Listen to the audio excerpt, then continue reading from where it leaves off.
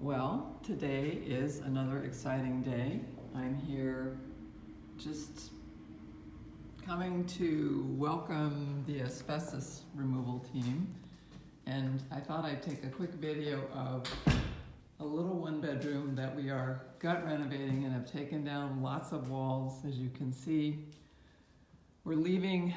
Unfortunately, we have to leave some things the way they were existing because, believe it or not, this apartment isn't wide enough to comply with the current laws and code about widths, and the building and Department of Building in New York are completely ridiculous. They expect us to, basically they wanted me to move that wall to the living room, and I'm like, how do we move that wall when we have all this old molding that this client wants to keep?